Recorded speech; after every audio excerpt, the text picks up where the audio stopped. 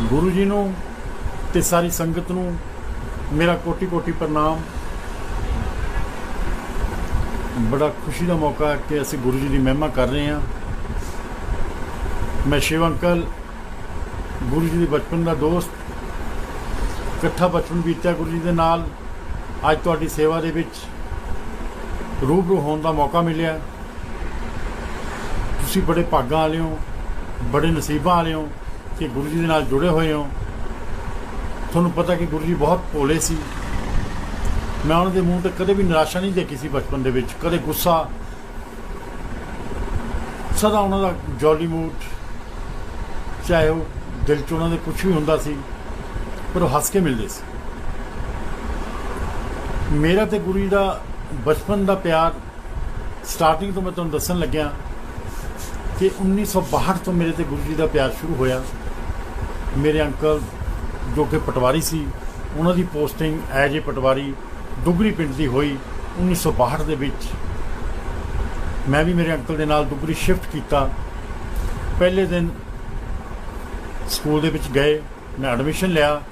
सारे बच्चे खेल रहे सी ते एक बच्चा बैठा सी जिहड़ा किसी नाल नहीं खेल लिया सी। मैं भी नवां सी, मैं किसी नूं नहीं जानदा सी। मैं उस बच्चे कोल गया, उन्हें गलबात करन लग्या। मैं उन्होंने पूछा कि सारे बच्चे खेल रहे हैं, तुसीं आप क्यों नहीं खेलते? तो उस बच्चे ने मेरे को कोई जवाब नहीं दिया। मेरे को उन्होंने बोला बच्चे ने कि आप पहली बार मैंने देखा है, आप कौन हो, कहाँ से आए हो? मैंने उनको बताया कि मैं आज ही इधर एडमिशन ली है। मेरे अंकल जो हैं वो दुगरी गांव के पटवारी, उनकी पोस्टिंग हुई है एज ए पटवारी।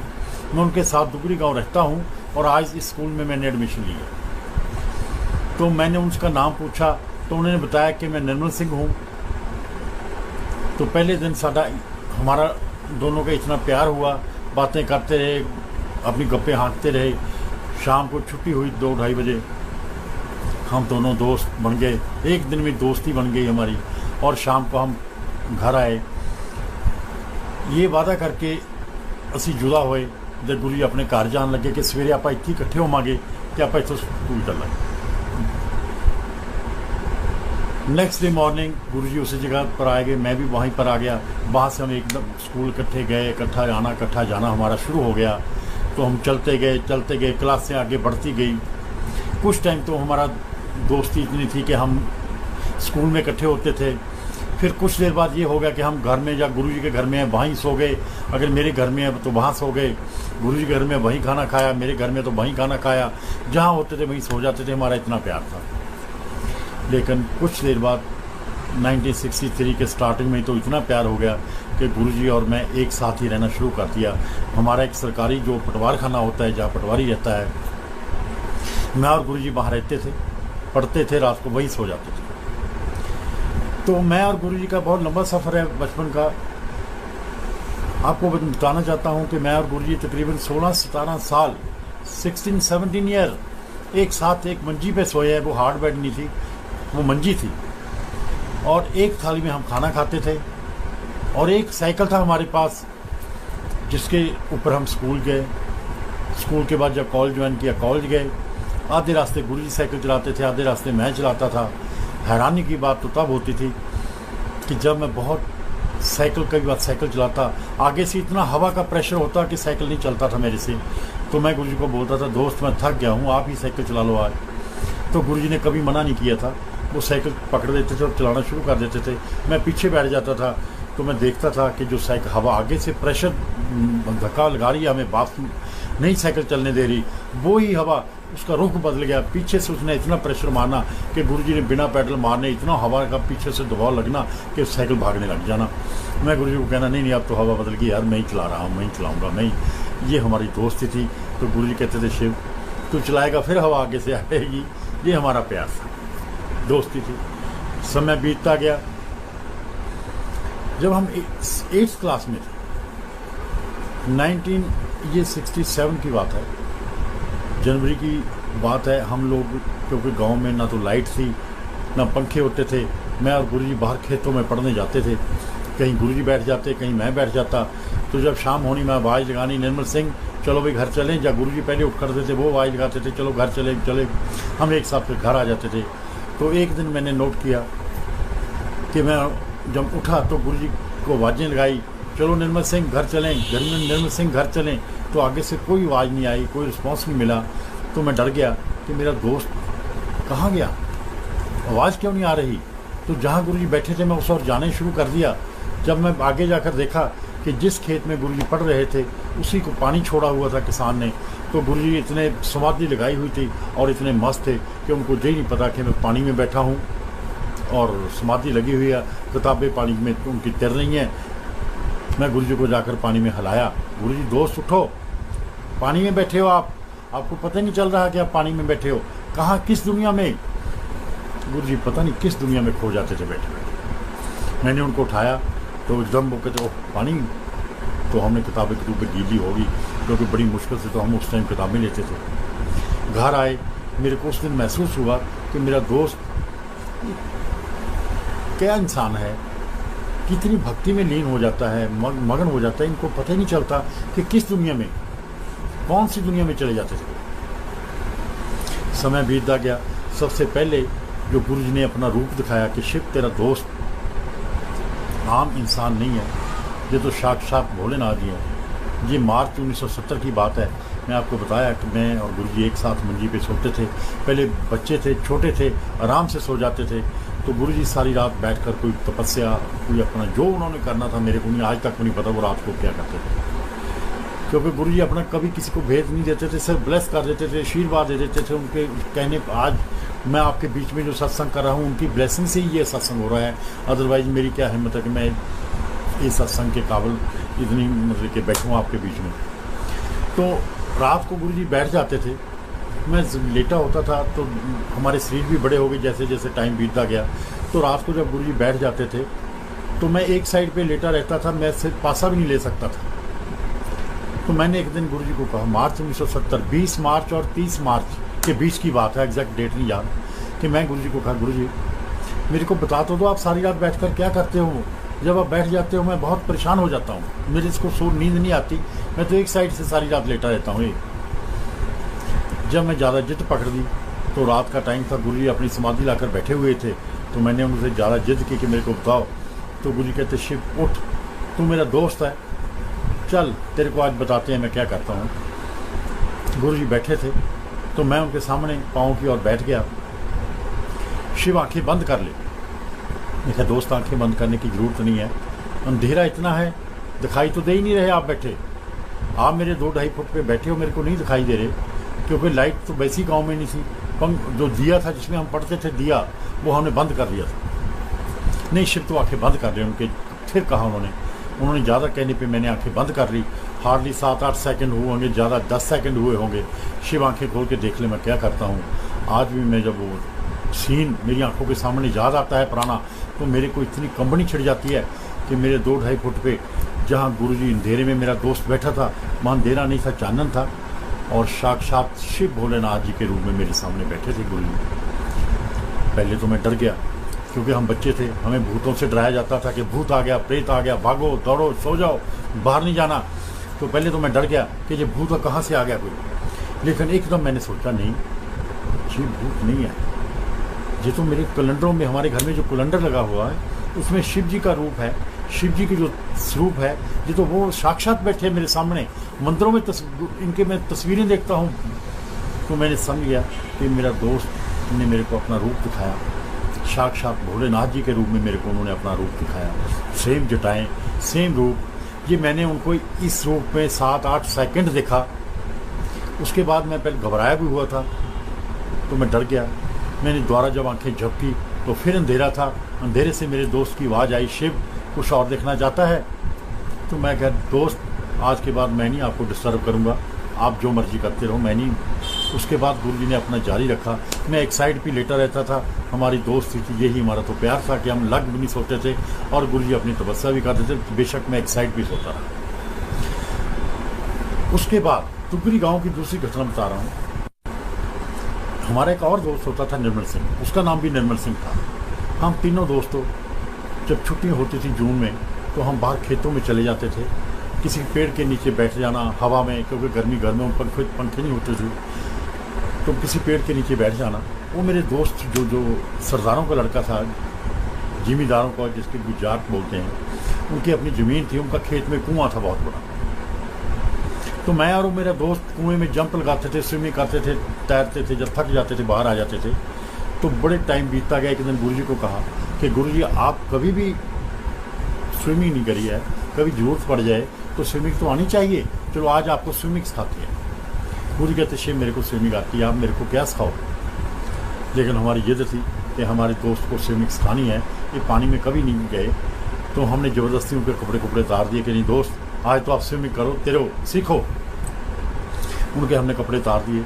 मेरे को याद है गुरुजी ने कहा शिव मेरे को क्या सिखाओगे, मेरे को आती है। मेरे दोस्त ने उसको कहा कि तू पहले जंप लगाओ, फिर उसमें टिंडे होती थी कुएं में, तो आप टिंडे पकड़ कर खड़ जाना।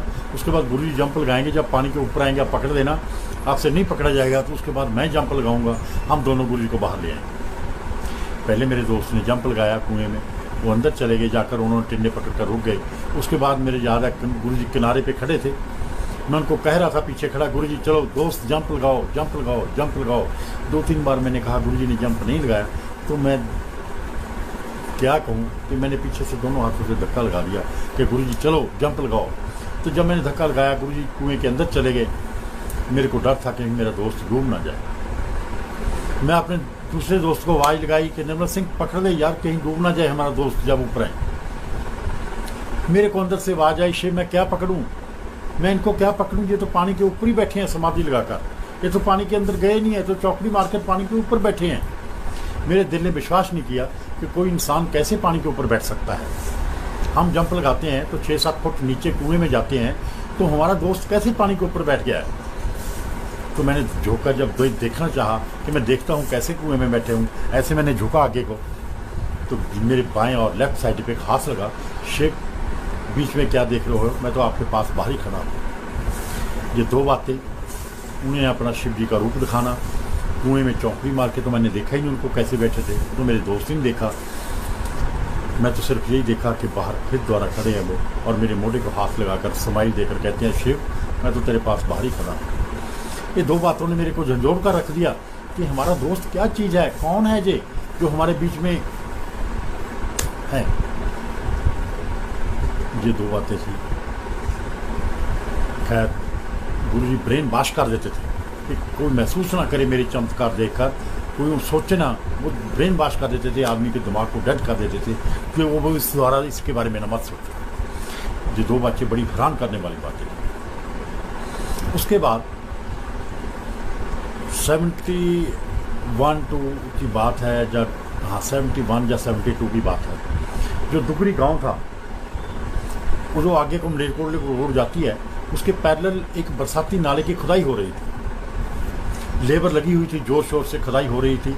दुगरी गांव से खुदाई होती होती आगे मलेरकोटला साइड को चलते चलते तकरीबन 3 या 4 किलोमीटर के पास मंडियाँ गाँव आता है। उससे पहले बाएँ और जब खुदाई हो रही थी तो ज़मीन के नीचे से शिव जी, ब्रह्मा, विष्णु, महेश, 4-5 मूर्ति नीचे से ज़मीन से 6-7 फुट डूंगी ज़मीन जब खुदाई निकल आई, तो लोग कहते हैं कि कुछ पुराना पहले राजा मंड हुआ करते थे इधर, उन्होंने मंदिर थे इधर, तो मंदिर जो था परलो आई, वो मंदिर दब गया, नीचे आ गया।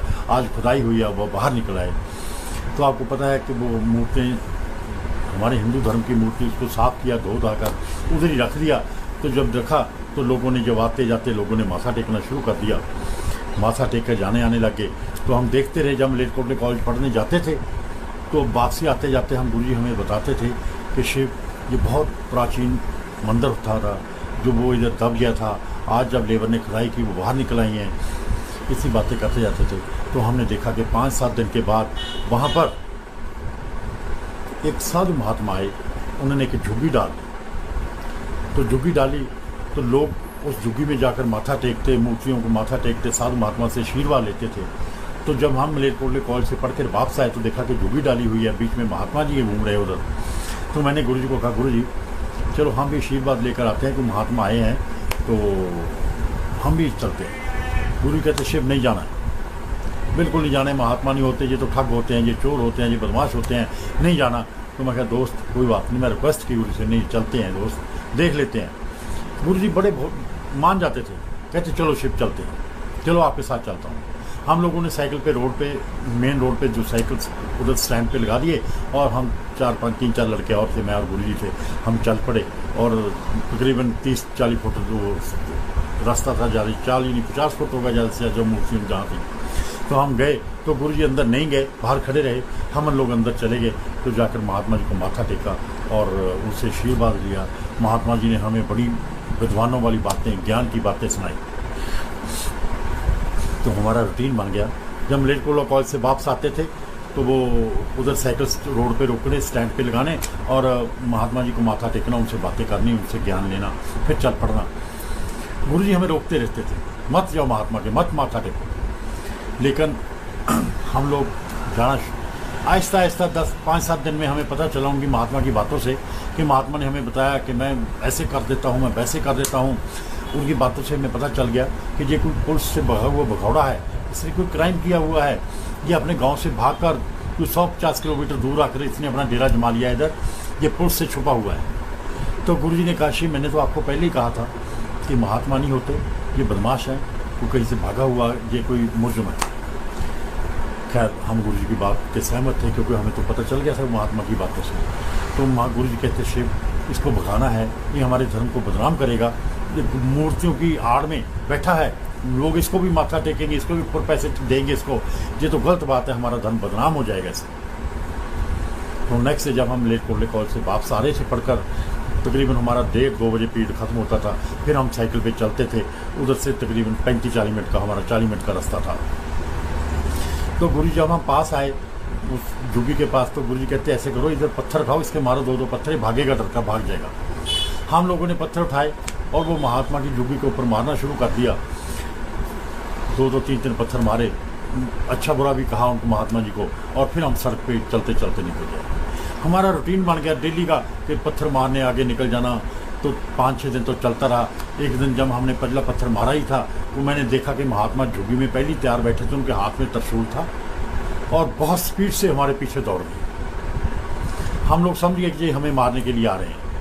तो सभी लड़कों के पास तो अपना अपना साइकिल था, मेरे और गुरुजी के पास एक ही साइकिल था, मैं चला रहा था। तो मैंने जब देखा कि महात्मा जी तो दौड़े हैं पीछे हमारे त्रिशूल लेकर मारने के लिए, सभी लोगों को केले का साइकिल सबने भगा लिया, आगे निकल गए, मैं और गुरुजी पीछे रह गए। और मैंने थोड़ा जोर लगाया तो साइकिल की चेन उतर गई और बीच में फंस गई, हम दोनों गिर गए। दोनों गिरे तो मैंने साइकिल फेंका, दौड़ दिया, क्योंकि डर था कहीं मारे ना, हम बच्चे थे। तो मैंने जाकर 10-15 फीट 20 फुट चला गया हूँ मैं, जाकर देखा कि मेरा दोस्त नहीं दौड़ा, वो तो वहीं खड़ा है। मैंने कहा, निर्मल सिंह दौड़, ये मारेगा, तू भाग, दौड़ ले मेरे साथ। गुरुजी कहते, शिव वापस आ जा। जी हमें कैसे मारेगा, ये नहीं मार सकेगा हमें।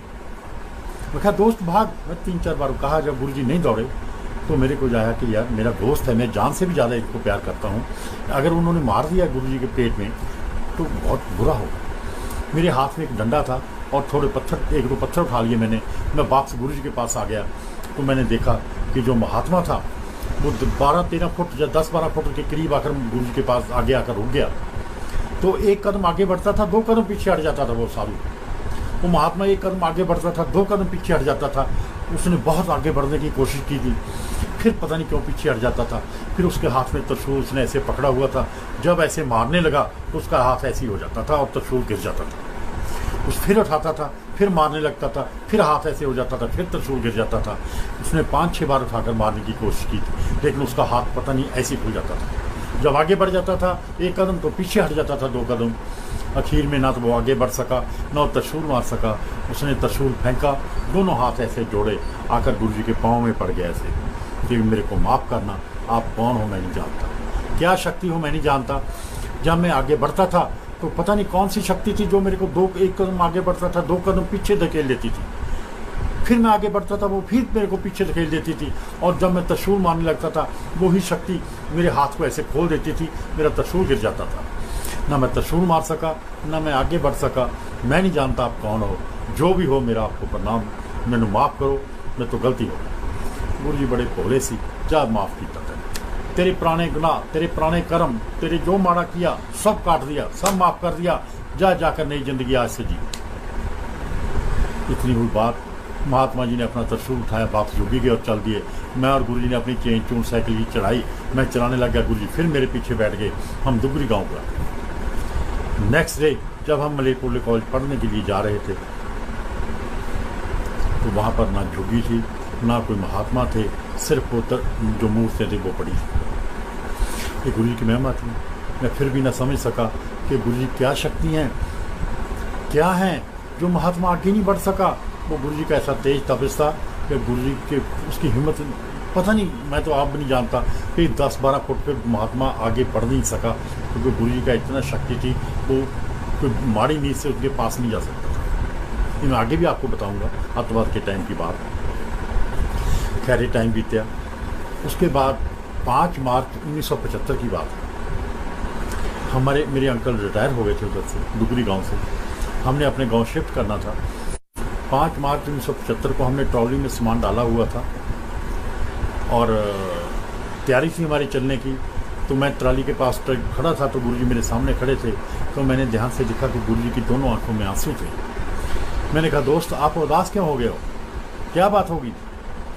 तो गुरुजी ने कहा, शिव आज आप चले जाओगे? मैं कहा, दोस्त मैंने तो जाना ही था, मेरे तो गांव नहीं है, ये तो आपका लोगों का गांव है, मैंने तो एक दिन जाना ही था। आज मेरे अंकल रिटायर हो गए हैं, हम 13 साल रहे हैं, 62 से 75 तक हमारा पल पल साथ रहा है, हम कभी जुदा नहीं हुए। आज तो हम आपने एमए कर लिया, क्योंकि गुरुजी ने एमए इकोनॉमिक्स की थी, मैं तो ग्रेजुएशन के बाद आगे नहीं पढ़ा था। गुरुजी ने मैट्रिक की 69 में, उसके बाद ग्रेजुएशन की 73 में 1973 में, एमए इकोनॉमिक्स की 1975 में क्लियर। ये गुरुजी ने qualification, MA economics, intelligent, top class पढ़ना था वो गुरुजी ने क्या था, लेकिन टॉप क्लास आते थे, उनकी फर्स्ट डिवीजन टॉप करते थे। मैं बड़ी बार हम जब इकट्ठे बैठते थे तो गुरुजी बड़े मजाकिया थे, वो पंजाबी में बोलते थे। जब हम पढ़ने लगना भी चलो गुरुजी हम पढ़ते हैं बैठे, तो गुरुजी कहते थे, पढ़ पढ़ गड्ढा लद्दिया उत्तों दी पाई लास, मतलब उत्तों दी पाया रस्सा, पढ़ पढ़ गड्ढा लद्दिया उत्तों दी पाई लास, पढ़ना सी जो पढ़ लिया, हम रह गया बकवास, चलो छुट्टी करो। गुरुजी सबको भगा देते थे, क्योंकि गुरुजी तो जानी जान थे, उनको बिना पढ़े ही पेपर देते थे और फर्स्ट आते थे, हम लोग पीछे रह जाते थे। फिर ये गुरुजी की महिमा थी। तो मैंने कहा, गुरुजी आप उदास हो गया, हमने तो जुदा होना ही पड़ना है एक दिन। आज हम पढ़ लिख लिया, आपने पढ़ लिया, तो पता नहीं आपकी नौकरी कहाँ लगेगी, मेरी नौकरी कहाँ लगेगी, हो सकता है हमारी नौकरी कहीं पास लग जाए, हम फिर एक साथ हो जाए। गुरुजी कहते, शिव मेरी तो नौकरी नहीं करनी है, नौकरी तो आप नहीं करनी है, मेरी लाइन पढ़ाई और नौकरी की नहीं है, आपकी लाइन है नौकरी की। मैं समझता नहीं था कि गुरुजी इतना पढ़ लिख कर नौकरी क्यों नहीं करनी है, किस लिए पढ़े इतना। इतने में मेरे फादर साहब उसी एरिया के कानू को थे, वो आगे कहते, क्या बात होगी? मैं कहीं मेरे दोस्त बहुत उदास हैं क्योंकि आज हम जा रहे हैं। तो गुरुजी के पिताजी को बुलाओ। गुरुजी के पिताजी को बुलाया। मेरे फादर साहब ने उनको ये बताया कि गुरुजी ने एमए कर ली है, शिव ने तो बीए के आगे नहीं पढ़ा, आज इन्होंने नौकरी की तलाश करनी है। डुगरी गांव में ना तो कोई ऑफिस है, ना कोई बड़ा कोई फैक्ट्री है, ना कोई इंडस्ट्री है, ना कोई जो कंपनियां हैं जहां पर ये नौकरी करेंगे। शिव दी भूआ चंडीगढ़ है, शिव ने चंडीगढ़ चले जाना है, तुम गुरुजी ਨੂੰ भी भेजो, ये भी नौकरी ਦੀ ਤਲਾਸ਼ चंडीगढ़ जाएंगे, ਉੱਥੇ फार्म भरनगे, नौकरी करनगे, अपनी जिंदगी ਦੇ ਵਿੱਚ एडजस्ट होंगे। गुरुजी पिताजी कहते, जी जो भी तुम करोगे अच्छे करोगे, मैंने कोई ऑब्जेक्शन नहीं, तुम ले जाओ। 5 मार्च 1975 ਨੂੰ मैं तो गुरुजी नौकरी की तलाश के डुगरी छड्ड के 2-3 महीने मेरे पिंड रहे। उस तो बाद चंडीगढ़ आ गए सी मेरे भूआ जी के घर, 30 सेक्टर 34 1540 नंबर मेरे भूआ जी का घर। असी उत्थे आए 75, 76, 77 3 साल मैंने बहुत फार्म भरे नौकरी का, जहाँ पता चलना नौकरी निकली है नौकरी। मैं 2 फार्म लाता था, एक अपने लिए, एक गुरुजी के लिए। मैं फार्म भरता था, गुरुजी कहता था अपना फार्म भर लो, गुरुजी ने कभी फार्म नहीं भरा। कहते शिव मेरी लाइन नौकरी की नहीं है। बहुत बार मैं गुरुजी का भी फार्म भर देता था, क्योंकि गुरुजी की डिटेल मेरे को पता थी, सब कुछ पता था कि जवानी लिख देता था, मैं भर देता था। मैं गुरुजी को कहता था साइन कर दो गुरुजी सिर्फ आप। गुरुजी कहते शिव मैंने नौकरी नहीं करनी है, नहीं अप्लाई करना है। गुरुजी ने कभी साइन नहीं किए थे। खैर प्यार तो प्यार ही था हमारा। 78 में मैंने आर्मी ज्वाइन की, मैं आर्मी में चला गया। अम्बाला के पास मेरी यूनिट थी, मैंने ज्वाइन किया, मेरे को क्वार्टर मिल गया, तो मैं और गुरुजी उस क्वार्टर में रहना शुरू कर दिया। मैं ड्यूटी पे चला जाता था, गुरुजी अपनी तपस्या जो करना था वो करते थे। 10-20 दिन बीते, महीना बीता, मैं ड्यूटी पे था।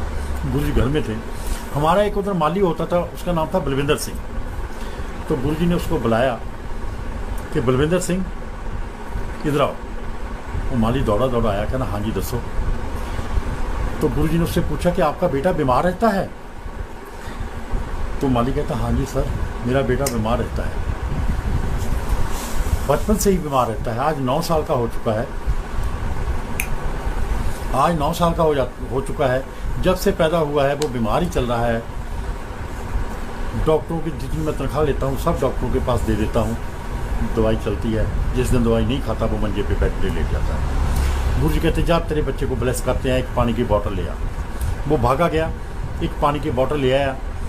गुरुजी के पास एक रुद्राक्ष, छोटे छोटे रुद्राक्ष की माला थी। उसमें पता नहीं गुरुजी ने क्या शक्ति डाली हुई थी। वो माला जब किसी इंसान को लगा देते थे उसका कल्याण ब्लेस हो जाता था वो।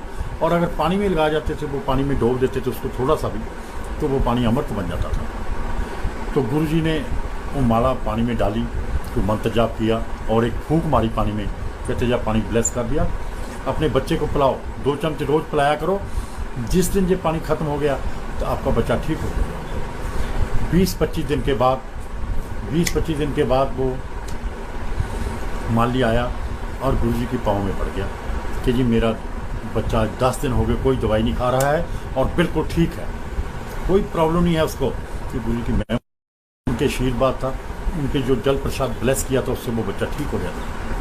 तो मैं तो ड्यूटी पे था, तो माली ने लोगों को बताया, अपने दोस्तों को बताया कि शिव अंकल के घर में एक दोस्त है उनके, ब्लेस किया अनुसार उन्होंने पानी के साथ मेरे बच्चे को, और मेरा बच्चा बिल्कुल ठीक हो गया है।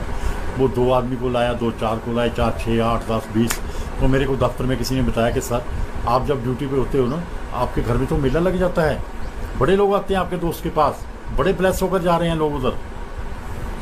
शाम को मैं आया, मैं गुरुजी को पूछा, गुरुजी आप मेरे पास में क्या करते हो इधर, कोई आपके पास आता है? कहते नहीं शिव इधर किसने आना है, क्योंकि मेरे आने से पहले सबको भगा देते थे। गुरुजी के शिव के आने का टाइम हो गया, भाग जाओ सभी। मैं गुरुजी को बोले यार गुरुजी मेरे दोस्त, मेरे को तो मेरे पीर ने बताया है कि मेरे बाद में तो काफ़ी मेला लग जाता है, इधर लोग आते हैं आपके पास। गुरुजी हंस के कहते शिव आपकी यूनिट के लोग बड़े परेशान हैं, इनको ब्लेसिंग की जरूरत थी, मैंने इनको ब्लेस कर दिया है, इनका कल्याण कर दिया है। खैर मैं चुप कर गया। आज वो लोग जो 78 79 में ब्लेस हुए, कोई 70 ईयर का, कोई 75, कोई 80 ईयर्स, सब रिटायर हो चुके हैं। किसी न किसी मोड़ पे वो लोग मेरे को मिलते हैं, वो मेरे को पूछते हैं कि आपके दोस्त कहाँ हैं। तो मैं उनको बताता हूँ कि मेरे दोस्त आज फिजिकल रूप में हमारे में नहीं है, हमारे बीच में नहीं है, लेकिन उनकी प्रेजेंस हमारे बीच में है। वो लोग मेरे को बताते हैं कि जब से गुरुजी ने, आपके दोस्त ने हमें ब्लेस किया था, हमें तो क्या हमारे परिवारों में भी कभी कोई कष्ट नहीं आया है, कोई बीमारी नहीं आई, उनकी ब्लेसिंग ऐसी थी। ये गुरुजी की महिमा थी जो उन्होंने उस टाइम जब उनकी तकरीबन उम्र 25 साल की थी, 78 26 साल की होगी, जब जो उन्होंने जिस दिन लोगों को ब्लेस किया, आज बड़ी खुशी की ज़िंदगी वो जी रहे। खैर 1980 तक हम लोग वहाँ पर रहे। नवंबर 80 में मेरी क्योंकि शादी होनी थी, मैंने मोहाली शिफ्ट कर लिया था, किराए पे मकान ले लिया था, क्योंकि मेरा उस टाइम अपना मकान नहीं होता था। एक कमरा मैंने गुरुजी के लिए लिया था और बाकी एक कमरा मेरे लिए था, हमारे लिए था। खैर 1980 में मेरी शादी हुई। मेरी शादी में गुरुजी बहुत नाचे टापे, भंगड़ा डाला पाया उन्होंने, बड़ी खुशी मनाई गुरुजी ने। तो मेरी शादी के बाद गुरुजी एक कमरे में अपना तपस्या करते थे, एक कमरे में हम सोते थे। तो टाइम थोड़ा बीता, मैं अपनी मिसी को बताया कि मेरा दोस्त है, मैं इसको जान से भी ज़्यादा प्यार करता हूँ, ये हमारे साथ ही रहेंगे। तो मेरी मिस ने कहा मेरे को कोई प्रॉब्लम नहीं है, अगर आपके साथ हैं तो बहुत अच्छी बात है। तो हम एक साथ रहते थे। तो एक दिन मेरे को गुरुजी ने कहा कि शिव मेरे को एकांत वातावरण चाहिए, मेरे को डिस्टर्ब मत करना। तो मैंने कहा गुरुजी ऐसा क्या बात करनी है आपने? कहते नहीं, मेरे को सिर्फ शांति चाहिए और वातावरण, मेरे को डिस्टर्ब ना करना। तो मैं क्या ठीक है गुरुजी। हमारे पास फ्रिज नहीं होता था, मेरे को याद है कि मैंने इतना सा घड़ा मिट्टी का छोटा लाया, उसको साफ सूफ करके धोकर पानी का भरकर गुरुजी के पास रख दिया, दरी बिछा दी, उसके ऊपर एक गद्दी बिछा दी, चादर लगा दी। ठीक है दोस्त, मैं आपको डिस्टर्ब नहीं करूँगा। ये घड़े में पानी रख दिया और गिलास रख दिया, जब आपको ज़रूरत होगी पी लेना। तो मैं जब ड्यूटी जाना था तो मिसी को बोला जब इन्होंने खाना खाना होगा तो आप खाना थाली में पाकर इनके पास रख देना, जब ये खाना चाहेंगे तो खा लें। मैं ड्यूटी पे चला गया, तो शाम को जब मैं वापस आया, मैं मिसी को पूछा कि इन्होंने कुछ खाया पिया कि नहीं खाया पिया। वो कहती जी ना, इन्होंने पानी नहीं पिया, मैंने खाना रखा था इनके पास, इन्होंने खाना नहीं खाया, जैसे अब छोड़ गए थे वैसे ही बैठे। मैं थका हुआ था, मैं गुरुजी को डिस्टर्ब नहीं किया, मैं जाकर खाना खुना खाया, सो गया, सुबह उठा ड्यूटी चला गया। शाम को आया, फिर गुरुजी बैठे, 1 रात 2 रात 3 रात 4 रातें निकल गई। 5वां दिन मैं ड्यूटी गया, शाम को जब 5वें दिन 4 रातें 5 दिन हो गए, मैं 5वें दिन ड्यूटी से शाम को 6 बजे घर पहुंचा। 6:30 खड़ा किया, इससे से पूछा कि आज गुरुजी ने कुछ नहीं खाया कि खा लिया आज कुछ। वो कहते जी आज भी उन्होंने कुछ नहीं खाया है, जैसे आप छोड़ गए थे वैसे ही बैठे हैं। आज 4 दिन हो गए हैं, आपके दोस्त को कुछ हो गया, बड़ी प्रॉब्लम हो जाएगी, इनकी सेहत ख़राब हो जाएगी। 4 दिन से 5 दिन हो गए हैं, 4 रातें हो गई हैं, इन्होंने खाना नहीं खाया, इनकी सेहत ख़राब हो जाएगी, आप देखो इनको उठाओ, खाना खिलाओ। मैंने मोटरसाइकिल खड़ा किया, मेरे को याद है मैंने जाकर गुरुजी को जफ्फी पाई बैठों को और खड़ा कर दिया, दोस्त खाना खा ले तो दोबारा फिर समाधि लगा लेना। तो गुरुजी ने आंखें खोली मेरी और देखा, गुरुजी ने स्माइल दी, शिव तू मैनू कितना प्यार करना, तेन मैं किद्दां दस्सां कि मैनू तो ना भुख लगी सी ना प्यास लगी सी, मैं दुनिया विच नहीं सी, मैं किस दुनिया विच सी तेनू की दस्सां, मैं कित्थे सी। मैं नहीं जानता सी कि गुरुजी दा सिर्फ शरीर ही दिख रहा, इन्हां दी आत्मा, इन्हां दे विचों रूह इन्हां दी किहड़ी दुनिया दे विच जाके अपना तपस्या कर रही है। गुरुजी ने अखां खोलियां, शिव तू मैनू कितना प्यार करदा, या तेनू ब्लैस किया, तेरा कल्याण किया, तेनू जिंदगी खुशियां मिलणगियां, तेनू कदे कोई प्रॉब्लम नहीं आएगी, किसी चीज़ की कमी नहीं रहूगी। अज वो दिन 81 का, तो अज 2020 आ गया, मेरी अगे कोई प्रॉब्लम नहीं आई, जिंदगी मैं खुशियों नाल जिया। जो जैसे जैसे गुरुजी कह गए थे वैसा वैसा हुआ। मैं आप लोगों को सिर्फ एक बात कहना चाहता हूँ कि गुरुजी से जुड़ो, दिल से जुड़ो, फॉर्मेलिटी मत करो, कि दिखावा मत करो कि जी मैंने गद्दी लगा लिया है, मैंने वो कर लिया है, मैंने ये कर लिया है, मैंने जी अमृत वर्षा हो गई है, जी लौक्त वर्षा हो गई है, कहीं इलायची वर्षा हो गई है, कहीं बादाम वर्षा हो गई है। मत गुरुजी का मजाक उड़ाओ, मत गुरुजी का बादाम वर्षा करके, लौक्त वर्षा करके, इलायची वर्षा करके मत मजाक उड़ाओ। गुरुजी को दिल से याद करो, गुरुजी आपके दिल में है, गुरुजी की प्रेजेंस आपको जगह जगह शो होगी। आप दिल से याद करके तो देखो एक बार। ये टाइम खैर गुरुजी ने उस टाइम मेरे को ब्लेस किया था, मेरे आज भी याद है। उसके बाद मेरे 80 दिसंबर 80 में शादी हुई थी, तो मार्च 81 3 महीने के बाद मेरी मिस्सी प्रेग्नेंट थी। मैंने गुरुजी को पूछा कि गुरुजी आप सभी को बताते हो कोई लड़का होगा लड़की होगी, मेरे बताओ हमारे घर में क्या होगा, दिसंबर के 80 में ड्यू है।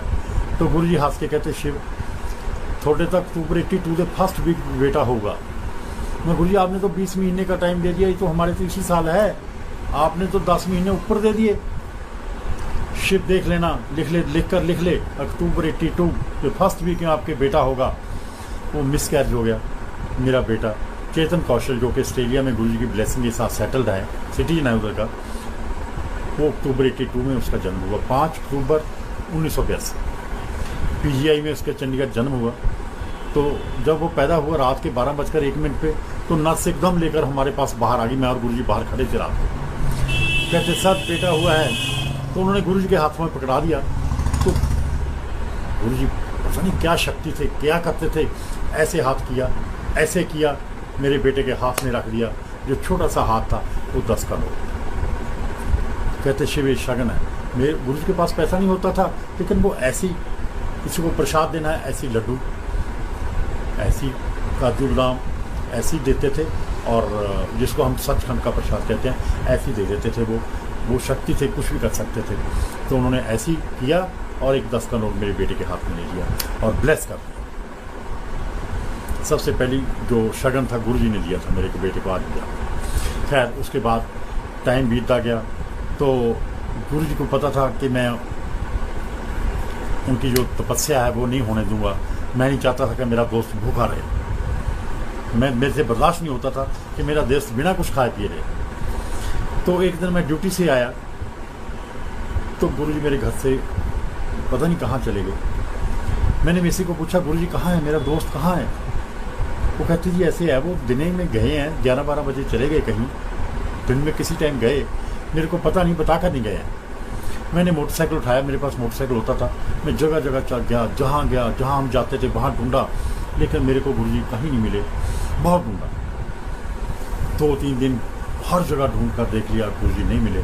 मैं फिर अपनी ड्यूटी जाना शुरू कर दिया। मैं कब तक, क्योंकि मेरी भी नई नौकरी थी, 2 साल 3 साल ही हुए थे, तो बहुत ढूंढा, नहीं मिले। टाइम बीत गया, 1 साल निकल गया, पल पल गुरुजी की याद में वो मेरा साल निकला। मेरी यूनिट के कमांडेंट थे कर्नल साहब, वो मेरे को कहने लगे, शिव, एक दिन यूनिट में मेरे को गुरुजी हैं, चंडीगढ़ में आए हैं सेक्टर 36 में, चलो आपको उनको पास लेकर चलता हूँ, आपको ब्लेस करा कर लाता हूँ। मैं सिपाही भर्ती हुआ था, उन्होंने मेरे को ब्लेस किया था, आज मैं कर्नल हूँ, सिपाही से मैं कर्नल बना हूँ, उनके आशीर्वाद से, उनकी ब्लेसिंग से, चलो आपको भी ब्लेसिंग दिवा कर लाता हूँ। मैं, चलो जी, तो कर्नल कमांडेंट साहब कहे, मैं कैसे कह सकता हूँ नहीं, चलो जी मेरे को ब्लेस करवा दो। जीप में बैठे यूनिट से और चंडीगढ़ पहुँच गए, तो रास्ते में मेरे को कर्नल साहब गुरुजी की बातें बता रहे थे कि ये ऐसे महापुरुष हैं, ये आशीर्वाद दे देते हैं, ब्लेस कर देते हैं, कल्याण कर देते हैं सभी का। मेरे को ऐसी बातें करते आ रहे थे। तो हम पहुंच गए 36 सेक्टर में, तो वहाँ जीप रोक दी। तो मेरे को कर्नल साहब ने बोला कि जूते तार लो, हाथ धो लो, हाथ पोंछ लो, आप मेरे पीछे पीछे आ जाना, मैं माथा टेकूँगा, फिर आप भी माथा टेक लेना, फिर मैं उनको बता दूँगा कि ये हमारे शिव कुमार जी हैं, हमारे स्टूडेंट साहब हैं, आप इनको भी ब्लेस करो, इनका भी कल्याण करो। ठीक है जी।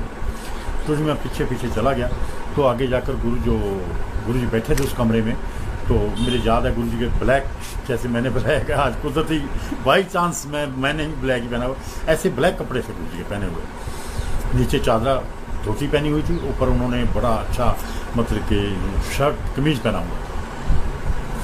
गुरुजी बहुत शौकीन थे, फर्स्ट क्लास, साफ सुथरे रहते थे, कभी इतनी भी मैल नहीं उनके सिर पे होती थी। उनको शौक था साफ सुथरे रहने का, अच्छे कपड़े पहनने का, बन ठन के रहने का। तो पहुँचे, तो जब कर्नल साहब ने झुककर ऐसे उनके पाँव में माथा टेका, तो मैंने जब देखा कि आगे जो गुरुजी बैठे हैं, वो तो मेरा दोस्त ही है, मेरा दोस्त कहाँ से आ गया इधर। तो गुरुजी ने मेरी ओर देखा, मैं गुरुजी और देखा, गुरुजी खड़े होकर मेरे को जप्पी में ले लिया। शिव, तेरे को क्या पता, कैसे पता चला कि मैं यहाँ पर हूँ? मैं कहा, दोस्त मेरे को तो ये कर्नल साहब ही लाए हैं, आप तो मेरे पास चले गए थे, मेरे को बिना बताए चले गए थे। जब मैं 75 में गया था, जा रहा था अपने गांव में, आपकी आंखों में आंसू थे, आपने नहीं सोचा मेरे को छोड़कर चले गए, शिव के दिल पे क्या बीती होगी, आप तो वापस आकर ही नहीं देखा मुड़कर। शिव, मैं बहुत बार आया था, आपने मकान बदल लिया था, तो मैं देखा कि आपने मकान बदल लिया, मेरे को नहीं पता चला आप कहाँ चले गए थे। मैं, गुरुजी आप तो जानी जानते, आपको तो सब कुछ पता था, आपने देखा ही नहीं। उस टाइम मेरे को विश्वास है कि गुरुजी कहीं जंगलों में, कहीं पहाड़ों में गए, उन्होंने तपस्या की और महाशिव के रूप में दोबारा वापस आए। दोबारा जब वापस आए तो उनके चेहरे पे इतना तेज था, इतना तपस था कि दग दग करता चेहरा साक्षात भोलेनाथ जी लगते थे। खैर, तो कमांडेंट साहब हैरान रह गए कि आप लोग जानते हो? मैं कहा, जी तो हम दोस्त हैं, बचपन के दोस्त हैं। तो उसके बाद हमारा रोज़ का आना जाना, शाम को गुरुजी के पास जाना, जब संगत ने चले जाना, फिर हमने गप्पे मारनी, बहुत प्यार से हम बातें करते रहे। तकरीबन 85 दिसंबर तक गुरुजी और मैं उधर रहे। उसके बाद गुरुजी कहते, शिव अब जलंधर चलना है, उधर भी संगत को ब्लेस करना है। मैं कहा, दोस्त पंजाब के हालात ठीक नहीं है, आप जलंधर जा रहे हो, तो जलंधर में, पंजाब में बटाला, ये वो बहुत मतलब कि उस टाइम रोज 2-4 आदमियों को मार देते थे, कभी 10 आदमियों को मार देते, बस से निकाल कर लोगों को मार जाता था। तो 5 बजे बसें बंद हो जाती थी, ऐसा माहौल था पंजाब का। बहुत, पंजाब ने 1980 से लेकर 1992 तक बहुत हालात ऐसे थे कि जीना मरना कोई गारंटी नहीं थी कि शाम को क्या हाल होगा, जीना है नहीं जीना है, क्योंकि पता नहीं कब कोई गोली मार देते थे। ऐसे मतलब कि लोग, पंजाब के माहौल को गंदा करने वाले लोग। खैर, गुरुजी कहते, नहीं शिव, वहाँ पर मैंने ब्लेस करने जाना है। गुरुजी जलंधर गए। उस टाइम जब पंजाब की ओर से रुख नहीं करता था, सब दुनिया पंजाब छोड़कर जा रही थी। किसी ने हरियाणा में खरीद लिया, कोई चंडीगढ़ में आ गया, कोई पंचकुले में आ गया, कोई दिल्ली आ गया पंजाब छोड़कर। लेकिन उस टाइम गुरुजी जलंधर गए। IPS अफसरां, IAS अफसरां, मंत्रियों, MLA, बड़े बड़े लोगों, फैक्ट्रियां के मालकों, गुरुजी ने जिन्हें जोड़ा भी गुरुजी के कोल आया, गुरुजी ने उन्होंने ब्लेस किया, उसका कल्याण किया। सबसे बहुत ज़्यादा उस टाइम गुरुजी ने ब्लेसिंग लोगों ने दी। उधर उन्होंने 7-8 साल के करीब बताया। 95 के एंड और मेरे को एग्जैक्ट डेट नहीं याद है, जनवरी 96 थी या 95 का दिसंबर था। तो गुरुजी पंचकूले शिफ्ट किया गुरुजी ने सेक्टर 2 कोठी नंबर 123। जनरल ऊर्जा साहब जो आज भी हैं, उन्होंने गुरुजी के उनके घर में आए तो उन्होंने अपने, तब गुरुजी गद्दी नहीं लगाते थे, आज कुर्सी नहीं होती थी, चेयर नहीं होती थी।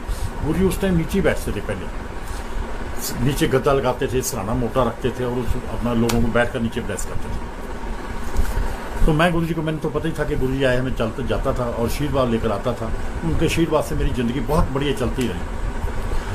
तो सबसे ब्लेसिंग जो मैं किसी को दिलाई वो थे, एक डॉक्टर साहब थे, मेरे रिलेशन में से थे, MBBS डॉक्टर, सरकारी हॉस्पिटल के डॉक्टर थे। उनको शुगर प्रॉब्लम थी बचपन से, 15 साल की उम्र से शुगर प्रॉब्लम थी।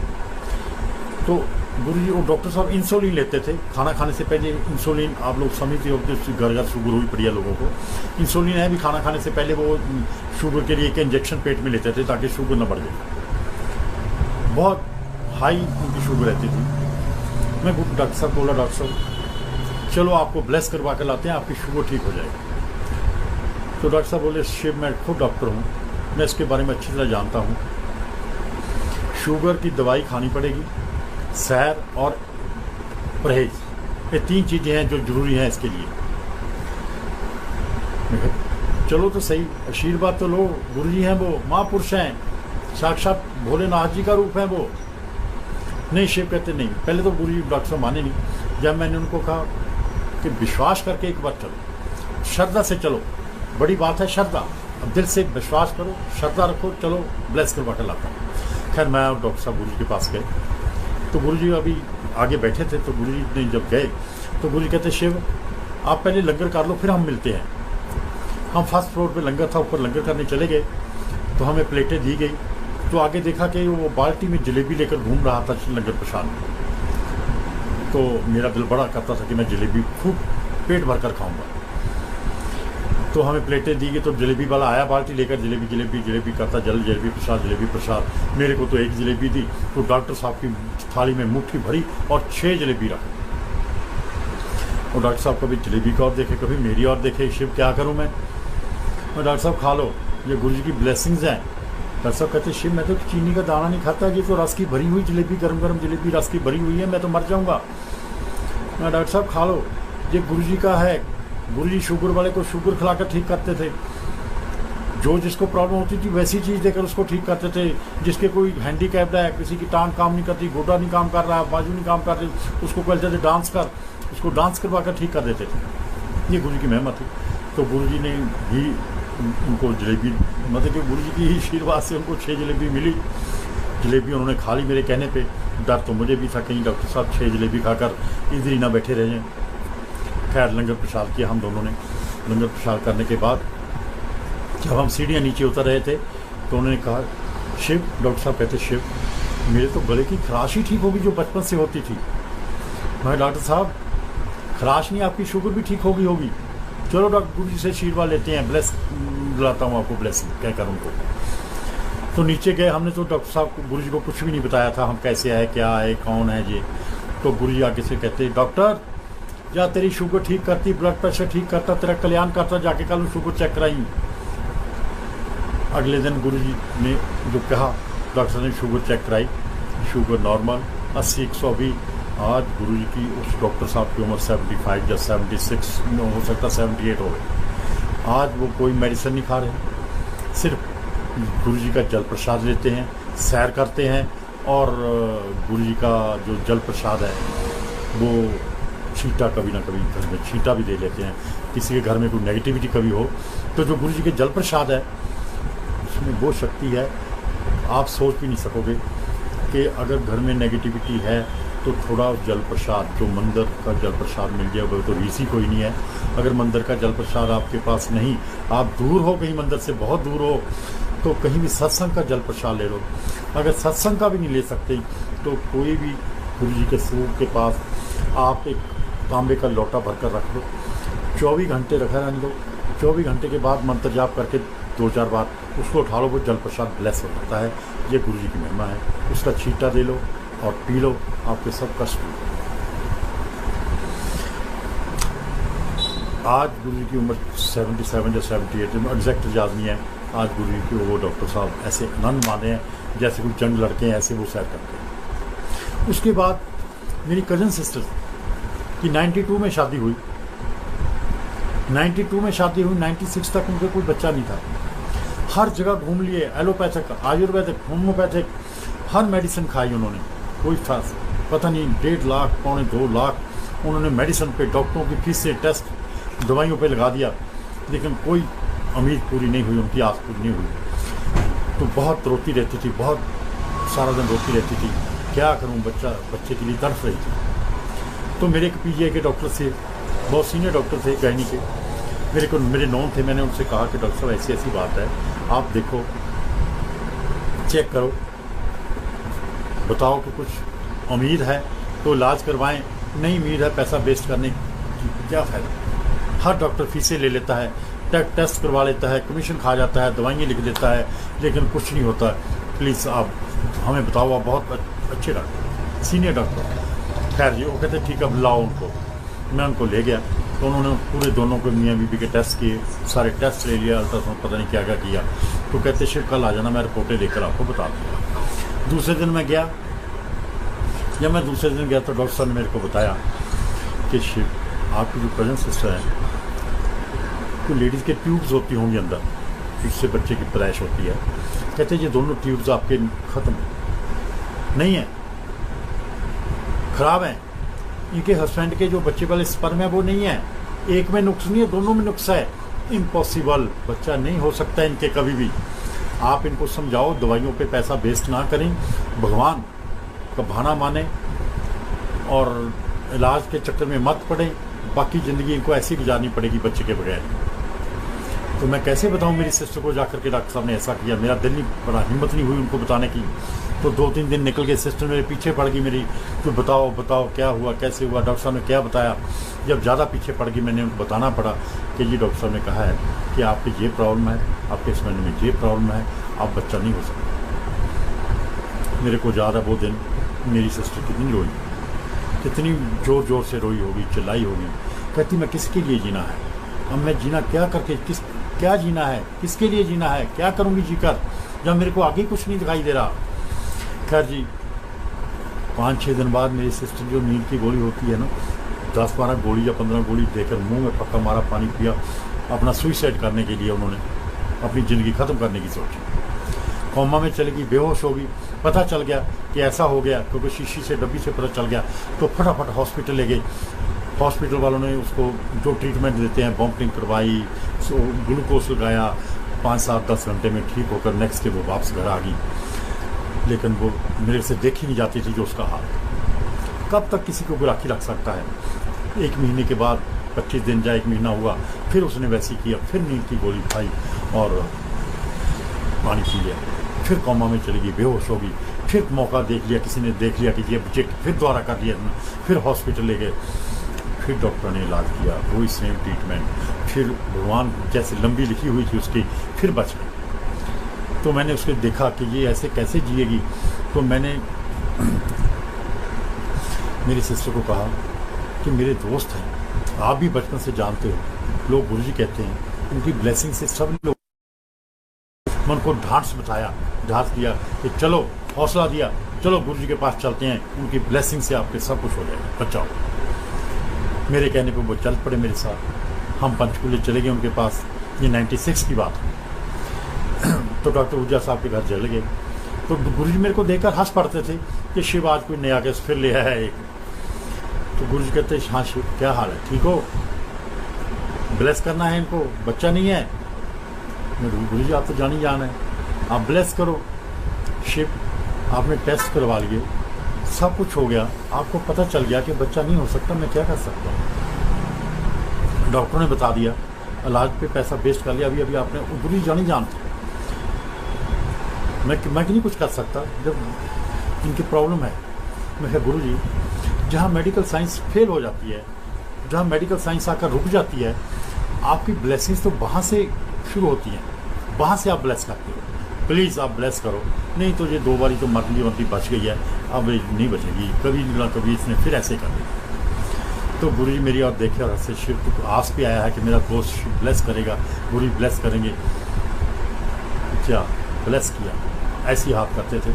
आप एक के लिए आए हो, 2 बेटे दिए इनको। उनका आशीर्वाद, गुरु जी की ब्लेसिंग्स के साथ 97 में एक बेटा हुआ जुलाई में, एक 99 में उनके बेटा हुआ गुरु जी के आशीर्वाद से। एक आज BA में है और एक जॉब कर रहा है एयरलाइंस में। गुरु जी की महिमा है, गुरु जी का आशीर्वाद है। मैं आपको यही कहना चाहता हूँ कि गुरु जी को दिल से याद करो। गुरु जी आपके साथ हैं, पल पल आपके साथ हैं। आज गुरु जी फिजिकल रूप में बेशक हमारे बीच में नहीं है, लेकिन उनकी प्रेजेंस हमारे बीच में है। गुरु जी कहते थे डायरेक्ट कनेक्शन। डायरेक्ट कनेक्शन का मतलब था आप उनका ध्यान डायरेक्ट लगाओ, गुरु जी के स्वरूप के आगे डायरेक्ट ध्यान लगाओ। शिव अंकल, कोई होर अंकल, कोई आंटी, पुरानी संगत आपको गुरु जी से नहीं मिला सकती। वो सिर्फ गाइड कर सकते हैं कि ऐसे करो। गुरु जी को मिलेंगे तभी आपको मिलेंगे जब आपके अंदर श्रद्धा होगी, आपके अंदर दिल में भाव होगा। इसलिए आप दिल से मानो, अंदर से मानो, सुबह उठकर मंत्र जाप करो। देखो गुरु जी आपको कैसे ब्लेस करते हैं। मेरा दावा है कि जो आदमी गुरु जी को दिल से याद करता है, उनमें विश्वास रखता है, गुरु जी खुद उनके साथ हैं, साक्षात पल पल उनके साथ हैं और उनको ब्लेस करते हैं। दूसरी बात, मेरे अंकल जो दुगरी गांव के पटवारी थे, उनकी किडनी में स्टोन हो गया। वो इतने तड़प रहे थे दर्द के साथ, बहुत बुरी तरह दर्द के साथ तड़प रहे थे। मैं गांव से लाया, वो डॉक्टर साहब जो शुगर पेशेंट थे उनके पास लेकर गया। उन्होंने फटाफट उनका अल्ट्रासाउंड लिख दिया कि अल्ट्रासाउंड कराओ जल्दी। तो अल्ट्रासाउंड करवाया तो उसमें स्टोन था, काफ़ी बड़ा स्टोन था। तो रिपोर्ट लेकर मैं डॉक्टर साहब के पास चला गया। तो डॉक्टर साहब ने अल्ट्रासाउंड की रिपोर्ट देखकर मेरे को कहा, शिव ये जो स्टोन है जो बड़ा है, तो ये तो ऑपरेट करना पड़ेगा, ऑपरेशन करवाना पड़ेगा अपनी GI में इनका। तो मैं कहा डॉक्टर साहब फिर देखो कोई तुझसे जाने, डॉक्टर साहब हो कोई डॉक्टर दसो सानू कितों ऑपरेशन कराइए। वो कहते ठीक है, मैं 1-2 दिन दो, मैं टाइम लेकर देता हूँ आपको। इन द मीन टाइम मेरे को दिल्ली जाने का मौका मिला। गुरु जी दिल्ली होते थे, मैं दिल्ली चला गया। मेरे एक साथ दोस्त थे मेरे, हम जब दिल्ली पहुँचे, जाकर गुरु जी के पास, गुरु जी ने मेरे को कभी पाँव को हाथ में लगाने दिया था। शिव तू मेरा दोस्त है, तू गले मिला कर। गुरु जी जब भी जाता था मेरे को गले लगा लेते थे और आशीर्वाद देते थे, ब्लेस करते थे। मैं गया तो मेरे को देखकर शिव आ गया ताई जी ऑपरेशन करने वास्ते ले आया चंडीगढ़। मैं गुरु जी थानू किद्दां पता लगे मैं चंडीगढ़ ऑपरेशन करने वास्ते ताई नूं लेके आया। जा कल्याण करता, ब्लेस करता, ऑपरेशन ना करावे ठीक है, एवं चीट फाड़ करा देगा। ऑपरेशन करता उन्होंने, मैं इतों बैठा नहीं। या जाके दोबारा अल्ट्रासाउंड करा, पत्थर कटता। लो जी रात को माथा टेकर नेक्स्ट से चले गए। अगले दिन डॉक्टर साहब ने कहा, डॉक्टर साहब वो रिपीट कर दो दोबारा अल्ट्रासाउंड। मैंने की गल, मैं कहा जिहड़े डॉक्टर गुरु जी ने थोड़ा शुगर ठीक की है ना, उन्होंने कहा भी जब मैं ऑपरेशन करता जाओ चेक करा लो दोबारा। तो डॉक्टर साहब ने समझ गए कि वो तो भगवान है, कुछ भी कर सकते हैं। उन्होंने फटाफट रिपीट कर दिया अल्ट्रासाउंड। मैंने रिपीट लिखा तो डॉक्टर, मैं जहाँ अल्ट्रासाउंड होता था वहाँ गया, डॉक्टर साहब को कहा कि ये रिपीट लिखा है, दोबारा करो अल्ट्रासाउंड। उन्होंने दोबारा अल्ट्रासाउंड किया। तो जब लेडी डॉक्टर थी, तो जब वो अल्ट्रासाउंड कर रही थी, कहते जो परसों चौथे वाला अल्ट्रासाउंड कहाँ है जिसमें हमने आपको स्टोन बताया था। मैं कहा जी गाड़ी में पड़ा है। कहती लाओ वो। मैं भागा गया, गाड़ी से अल्ट्रासाउंड लाया और दिखाया। तो उसने मेरे को कहा, देखो शिव कुमार जी, ये परसों वाले जो पहले अल्ट्रासाउंड उसमें स्टोन था, लेकिन आज स्टोन नहीं है। ये भगवान जाने कौन सी शक्ति ने ये स्टोन गायब कर दिया है, मेरे को नहीं मालूम। लेकिन अब ऑपरेशन की कोई ज़रूरत नहीं है, क्योंकि कोई स्टोन नहीं है। एक गुरु जी की महिमा थी कि जहाँ गुरु जी दिल्ली और चंडीगढ़, मेरे अंकल जो पटवारी रिटायर हुए थे, ऑपरेशन कर दिया। आशीर्वाद से स्टोन गायब, बहुत दुनिया का स्टोन गायब किया। मैंने गुरु जी के आशीर्वाद से कैंसर ठीक हुए देखे हैं। रोनी में एक बच्चे का कैंसर था, जो गुरु जी के आशीर्वाद से 6 महीने का बच्चा मेरे को देखा नहीं जा रहा था, जिसको कैंसर था। गुरु जी ने ब्लेस किया, आशीर्वाद दिया, कहा कि जो दवाई ले रहे हो जो जल प्रसाद दे दिया करो साथ में, दवाई के साथ में। तो वो दवाई जो असर नहीं कर रही थी, वही असर करना शुरू कर देती थी। मैं आपको कहूँगा कि कभी भी आपकी कोई प्रॉब्लम है, कोई बीमारी है, आप दवाई ले रहे हो, दवाई का असर नहीं हो रहा, तो आप वही मेडिसिन जल प्रसाद के लेकर देखो, पहले दिन से असर शुरू होना हो जाएगा, आपकी बीमारी दूर हो जाएगी। जल प्रसाद में गुरु जी ने वो शक्ति डाली है, मेरे को शब्द नहीं उसके बारे में कहने का। खैर, उसके बाद मैं अपना बताता हूँ। जब मैं मेरी 42 साल उम्र थी, 42 ईयर्स ओल्ड, मेरे सिर के बाल सब चिट्टे हो गए थे, एक भी बाल मेरा काला नहीं था, सारा सिर चिट्टा था, वाइट कलर था। तो मैं सिर सफ़ेद लेकर ऑफिस जाता तो मेरे साथ वाले ऑफिसर मेरे को मजाक करते थे, सर आप बूढ़े हो गए हो, आप रिज़ाइन करो, अब घर चले जाओ, आप रेस्ट करो। आप मेरे को बड़ा पिंच होता था कि मेरी 42 साल उम्र है, आपकी उम्र तो 50 साल है, लोगों मेरे को बूढ़ा बता रहे हो। मैं बड़ा परेशानी में रहता था कि यार मेरी बाल क्यों चिट्टे हो गए, क्यों सफ़ेद हो गए। ऐसे एक दिन मैं चंडीगढ़ चला गया, चंडीगढ़ से दिल्ली गया गुरुजी के पास। गुरुजी को कहा, मैं कहा दोस्त, मैं हंस पड़ा, मैं कहा दोस्त मजाक में एक ऐसी गद्दी और बना लो। कहते क्या बात होगी शिव? मैं कहा मेरे बाल हो गए चिट्टे, लोग मेरे सारे मैंने मजाक कर देने के रिटायरमेंट लेके घर चले जाओ। ਹੁਣ मैं भी आप सिर ते उस तरह करा के ਤੁਹਾਡੇ ਕੋਲ ਹੀ बैठ जाऊँगा, मैं भी आशीर्वाद दे दिया करूँ लोगों को जब तुम बाहर जाया करूँ। गुरु जी कहते कमला बड़ी बारी मैंने कहते होंगे, जा कमला जा, तेन ब्लैस करता तेरे बाल ही काले कर देने। 42 साल की उम्र मेरे बाल चिट्टे थे जी, मेरे विद इन 15 डेज मेरे बाल काले होने शुरू हो गए। अज मेरी उम्र 65 प्लस, 65 साल कंप्लीट करके मेरा 66 रनिंग है। मैं कोई डाई नहीं लगाता, देखो मेरे पास कोई मैं डाई नहीं लगाता। ये गुरु जी का आशीर्वाद है कि मेरे बाल दोबारा काले हो गए। मेरी मिसेज मेरे से झगड़ा कर लेती है कि आपका दोस्त है, आपको भी ब्लेस करके कि मेरे को क्यों नहीं ब्लेस करवाया। तो कई बार जैसे आप थोड़े से सफ़ेद से लगते हैं, आने आते आते 2-4 बाल थोड़े से, ये कहती है ब्लेसिंग ख़त्म होगी। मेरी मिसेज कहती है अब तो बाल सफ़ेद आने शुरू हो गए। जब जिस दिन वो कहती है दोबारा फिर काले हो जाते हैं। ये गुरु जी की महिमा है, उनका आशीर्वाद है कि बाल आज तक मेरे आप देख ही रहे हो, मेरे बाल काले हो गए। आप भी दिल से मानो। दूसरी बात, आज सत्संग सुन रहे हो, अगर तो अपने घरों में हो तो बहुत अच्छी बात है, क्योंकि ऑनलाइन है सत्संग। अगर कहीं और हो तो मेरी एक रिक्वेस्ट है, जो गुरु जी कहते थे कि सत्संग के बाद सीधा घर जाओ, सीधा घर जाओ तो ब्लेसिंग लेकर घर जाना है। अगर घर में है तो ब्लेसिंग मिली गई सत्संग की। अगर कहीं बाहर हो तो सीधा घर जाना।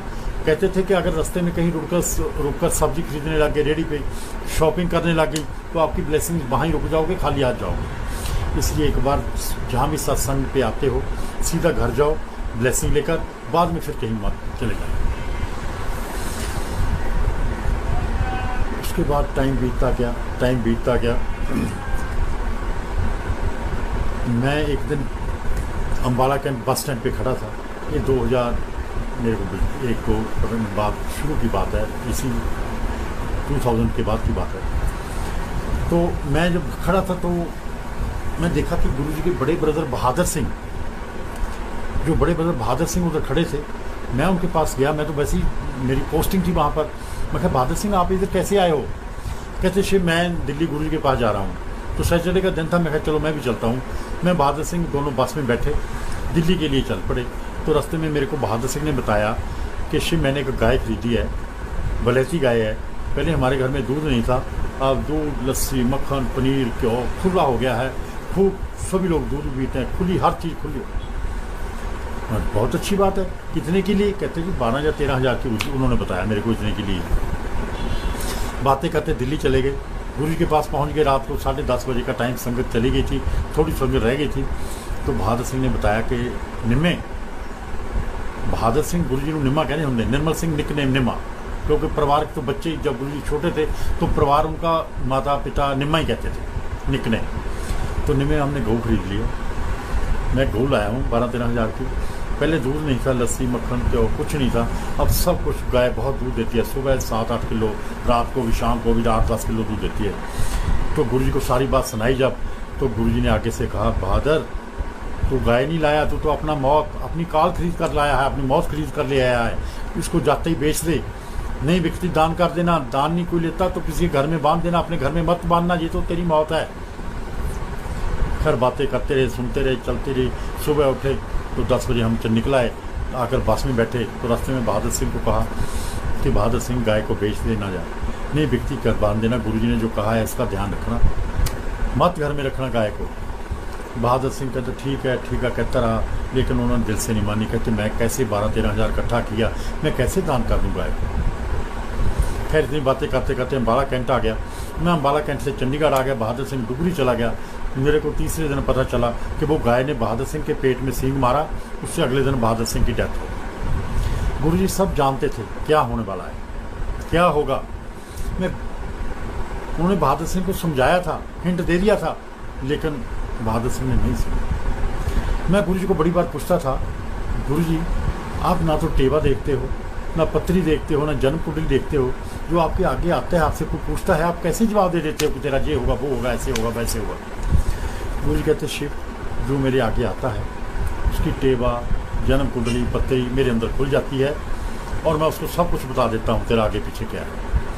मेरे को हंसकर बोले तेरा भी बताऊँ, तो मैं डर गया। मैं कहा नहीं गुरुजी मेरा मत बताना, मेरा मत बताना, क्योंकि मैंने तो बहुत गलत काम, पता नहीं क्या क्या हमने बचपन में शरारतें की होंगी, मेरा मत बताना गुरुजी। मैंने हाथ जोड़े, मजाक मेरे साथ बहुत करते थे। जनवरी 2007 की बात है। गुरुजी कहते शिव नौकरी छोड़कर मेरे पास आ गया, तू नौकरी छोड़ दे, मेरे पास आ जा। मैं गुरुजी चलो मैं छोड़ कर आऊँगा, मेरी मिसेज मेरे बच्चे कहाँ जाएंगे, इनका भी हम ब्लेस कर देंगे, इनका भी कल्याण हो जाएगा, तू चिंता ना कर, तू मेरे पास आ जा। गुरुजी मेरे को बहुत कंपेल करने लगे।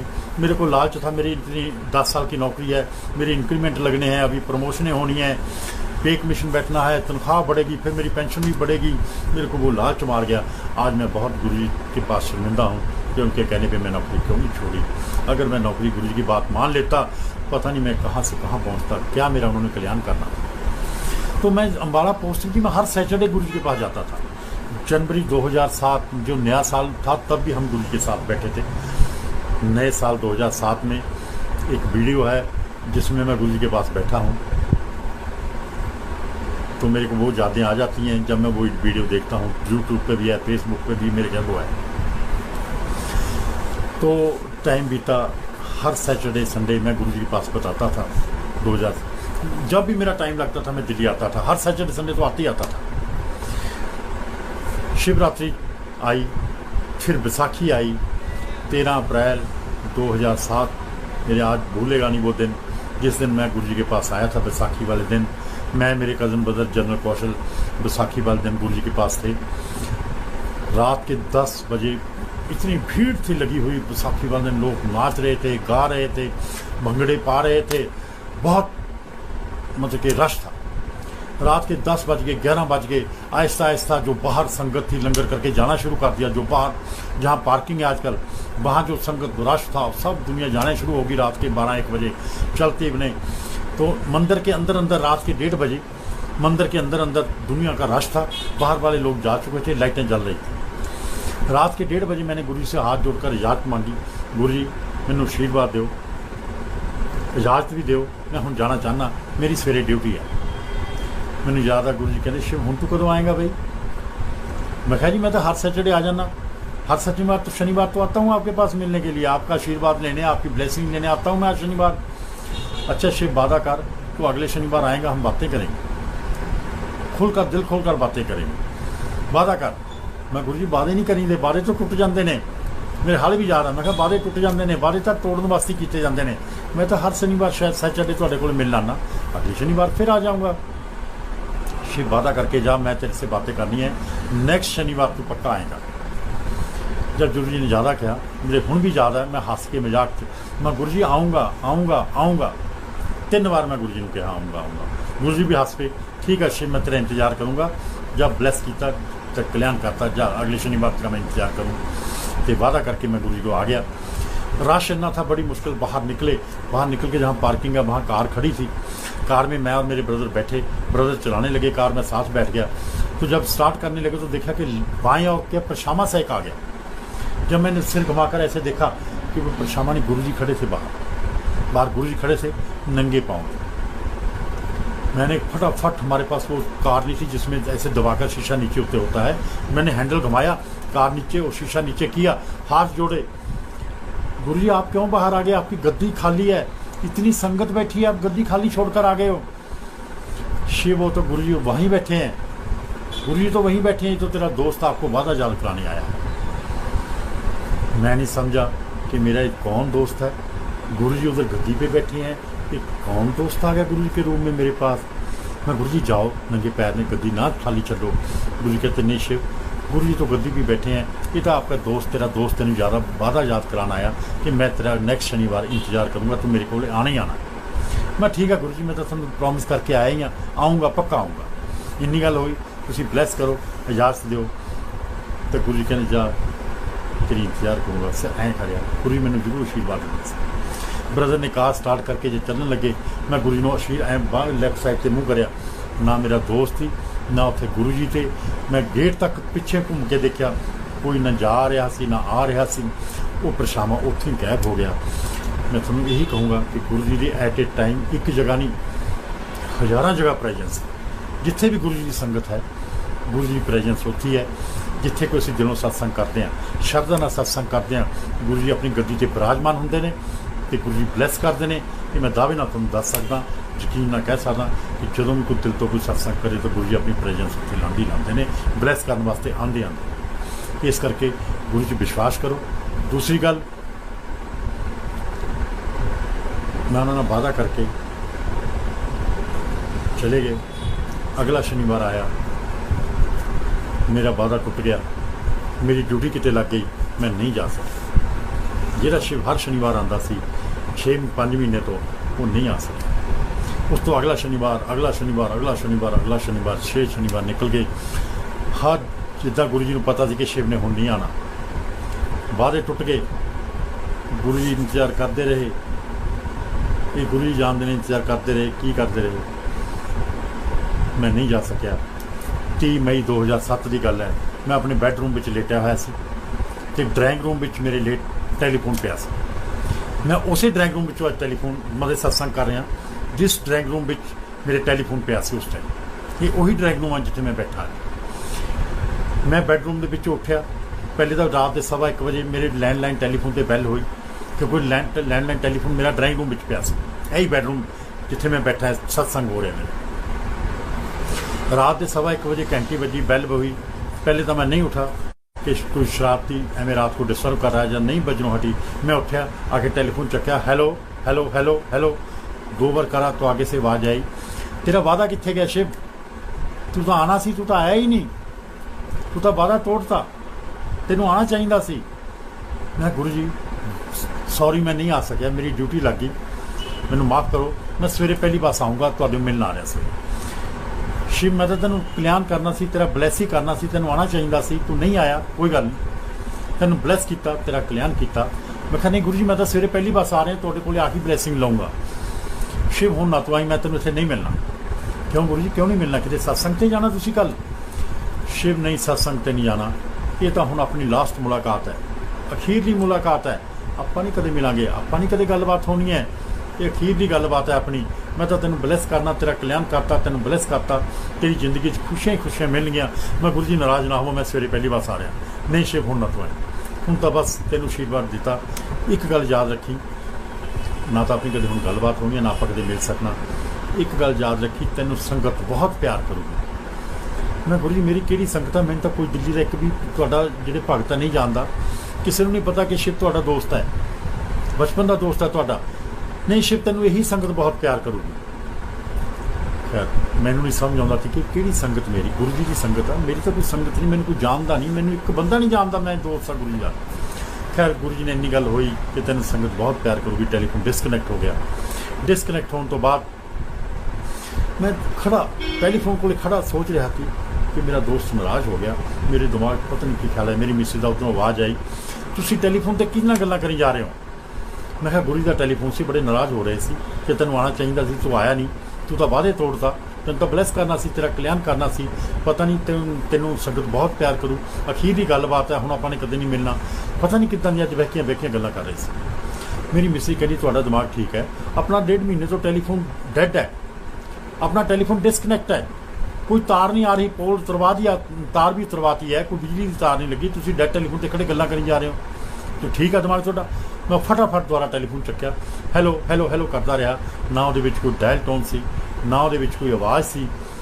यही मेरे दोस्त की लास्ट आवाज़ सी जी जो टैलीफोन पर मैंने सुना गए, मैंने ब्लैस कर गए, मैंने आशीर्वाद दे गए। अज उन्होंने ब्लैसिंग, उन्होंने वो आशीर्वाद मेरे नाल है, मैं तुहाडे रूबरू हाँ, ये उन्होंने ब्लैसिंग नाल ही है।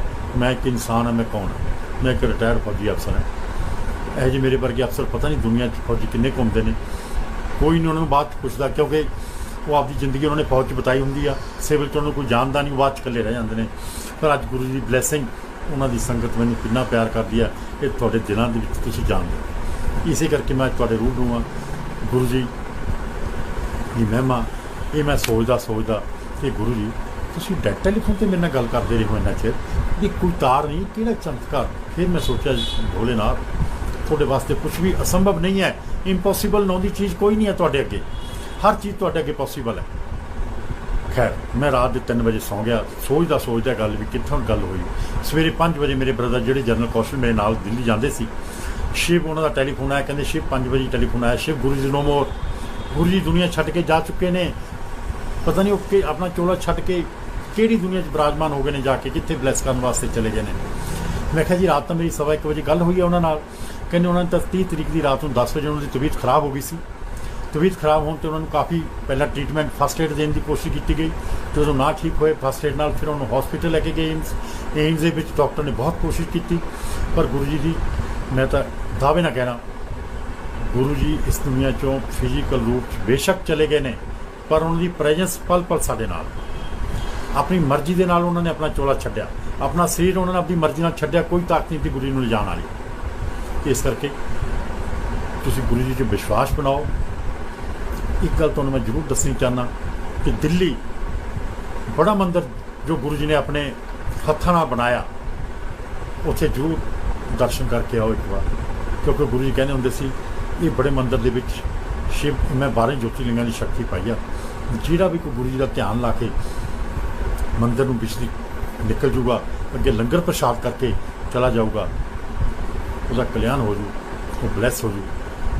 ਮੈਂ ਤੁਹਾਨੂੰ ਇਹੀ ਕਹੂੰਗਾ ਕਿ ਜ਼ਰੂਰ ਦਰਸ਼ਨ ਕਰੋ, ਬਹੁਤ ਆਪ ਮਨ ਨੂੰ ਸ਼ਾਂਤੀ ਮਿਲਦੀ ਉੱਥੇ ਜਾ ਕੇ। ਬਾਕੀ ਤਾਂ ਗੁਰੂ ਜੀ ਬੈਠੇ ਆ ਬਲੈਸ ਕਰਨ ਵਾਸਤੇ, ਤੁਹਾਨੂੰ ਵੀ ਮੈਨੂੰ ਵੀ। ਗੁਰੂ ਜੀ ਕਹਿੰਦੇ ਸੀ ਡਾਇਰੈਕਟ ਕਨੈਕਸ਼ਨ ਰੱਖੋ। ਡਾਇਰੈਕਟ ਕਨੈਕਸ਼ਨ ਦਾ ਉਹਨਾਂ ਦਾ ਕਹਿਣ ਦਾ ਮਤਲਬ ਸੀ ਕਿ ਕਿਸੇ ਅੰਕਲ ਆਂਟੀਆਂ ਦੇ ਕਹਿਣ 'ਤੇ ਤੁਹਾਨੂੰ ਗੁਰੂ ਜੀ ਨਹੀਂ ਮਿਲਣੇ। ਸ਼ਿਵ ਅੰਕਲ ਮੈਂ ਬੋਲ ਰਿਹਾ, ਮੇਰੇ ਕਹਿਣ 'ਤੇ ਗੁਰੂ ਜੀ ਨਹੀਂ ਮਿਲਣੇ। ਕਿਸੇ ਹੋਰ ਅੰਕਲ ਤੋਂ ਜਿਹੜਾ ਕੋਈ ਤੁਹਾਡੇ ਨਾਲ ਐਵੇਂ ਵਹਿਮ ਪੈਦਾ ਕਰੇ, ਤੁਹਾਡੇ ਨਾਲ ਠੱਗੀ ਮਾਰੇ ਕਿ ਜੀ ਮੈਂ ਤੁਹਾਨੂੰ ਗੁਰੂ ਜੀ ਨੂੰ ਮਿਲਾਨਾ, ਤੁਸੀਂ ਐਸੇ ਕਰੋ ਵੈਸੇ ਕਰੋ, ਨੋ, ਤੁਹਾਡੀ ਸ਼ਰਧਾ ਤੁਹਾਨੂੰ ਗੁਰੂ ਜੀ ਨੂੰ ਮਿਲਾਊ। ਤੁਹਾਡੇ ਅੰਦਰ ਦੀਆਂ ਭਾਵਨਾਵਾਂ ਜਿਹੜੀਆਂ ਨੇ, ਉਹ ਜਿੰਨੇ ਤੁਸੀਂ ਆਪਣੀਆਂ ਭਾਵਨਾਵਾਂ ਗੁਰੂ ਜੀ ਨਾਲ ਅਟੈਚ ਕਰੋਗੇ, ਉਨੇ ਤੁਹਾਨੂੰ ਤੁਸੀਂ ਗੁਰੂ ਜੀ ਨੂੰ ਜਲਦੀ ਮਿਲੋਗੇ। ਕਿਸੇ ਦੇ ਕਹਿਣ ਨਾਲ ਗੁਰੂ ਜੀ ਨਹੀਂ ਮਿਲੋਗੇ। ਸਵੇਰੇ ਉੱਠੋ, ਮੰਤਰ ਜਾਪ ਕਰੋ, ਉਹਨਾਂ ਦਾ ਧਿਆਨ ਲਓ, ਤੁਹਾਨੂੰ ਗੁਰੂ ਜੀ ਮਿਲ ਜਾਣਗੇ, ਬੜੇ ਭੋਲੇ ਨੇ। ਇਸ ਕਰਕੇ ਗੁਰੂ ਜੀ ਦੇ ਸਤਸੰਗ ਤੋਂ ਬਾਅਦ ਡਾਇਰੈਕਟ ਘਰ ਜਾਓ, ਲੰਗਰ ਪ੍ਰਸ਼ਾਦ ਜਦੋਂ ਵੀ ਸਤਸੰਗ 'ਤੇ ਜਾਂਦੇ ਹੋ ਉਨਾ ਹੀ ਲਓ ਜਿੰਨੀ ਜ਼ਰੂਰਤ ਆ। ਗੁਰੂ ਜੀ ਕਹਿੰਦੇ ਸੀ ਇੱਥੇ ਖਾਓਗੇ ਇਹ ਦਵਾਈ ਦਾ ਕੰਮ ਕਰੂ, ਬਿਮਾਰੀਆਂ ਕੱਟੀਆਂ ਜਾਣਗੀਆਂ, ਘਰੇ ਲੈ ਜਾਓਗੇ ਮਿਠਾਈ ਦਾ ਕੰਮ ਕਰੂ, ਇਹ ਬਾਰ-ਬਾਰ ਕਹਿੰਦੇ ਹੁੰਦੇ। ਗੁਰੂ ਜੀ ਕਹਿੰਦੇ ਹੁੰਦੇ ਕਮਲਿਆ ਜਾ ਤੇਰਾ ਕਲਿਆਣ ਕੀਤਾ। ਉਹ ਗੁਰੂ ਜੀ ਤਾਂ ਬਹੁਤ ਭੋਲੇ ਸੀ, ਇਸ ਕਰਕੇ ਗੁਰੂ ਜੀ ਬਹੁਤ ਜਲਦੀ ਕਲਿਆਣ ਕਰਦੇ ਨੇ। ਡਾਇਰੈਕਟ ਕਨੈਕਸ਼ਨ ਬਣਾ ਕੇ ਰੱਖੋ ਉਹਨਾਂ ਦੇ ਨਾਲ। ਸਤਸੰਗ ਤੋਂ ਬਾਅਦ ਸਿੱਧੇ ਘਰ ਜਾਓ। ਬਾਕੀ ਗੁਰੂ ਜੀ ਦੀ ਮਹਿਮਾ, ਮੇਰੀ ਤਾਂ ਜ਼ਿੰਦਗੀ ਬੀਤੀ ਆ, ਮੈਂ ਤਾਂ ਜੇ 10 ਦਿਨ ਵੀ ਬੋਲਦਾ ਰਹੂੰਗਾ ਤਾਂ ਵੀ ਗੁਰੂ ਜੀ ਦਾ ਸਤਸੰਗ ਨਹੀਂ ਖਤਮ ਹੋਣਾ। ਮੈਂ ਤੋਂ ਯਾਦ ਲੈਣਾ ਅਤੇ ਇਹੀ ਕਹੂੰਗਾ ਕਿ ਗੁਰੂ ਜੀ ਨਾਲ ਦਿਲੋਂ ਜੁੜੋ, ਗੁਰੂ ਜੀ ਤੋਂ ਆਸ਼ੀਰਵਾਦ ਲਓ। ਕੋਈ ਇਹੋ ਜਿਹਾ ਕੰਮ ਨਹੀਂ ਜਿਹੜਾ ਗੁਰੂ ਜੀ ਦੀ ਬਲੈਸਿੰਗ ਨਾ ਪੂਰੀਆਂ ਕਰ ਸਕਣ। ਗੁਰੂ ਜੀ ਬਹੁਤ ਜਲਦੀ ਬਲੈਸ ਕਰਦੇ ਨੇ। ਜੈ ਗੁਰੂ ਜੀ, ਜੈ ਗੁਰੂ ਜੀ, ਜੈ ਗੁਰੂ ਜੀ। हर पल तेरा शुक्र मनाओ, दिन रैन तेरे गुण गाओ, तेरे चरणों की धूली को मैं सिर मस्तक से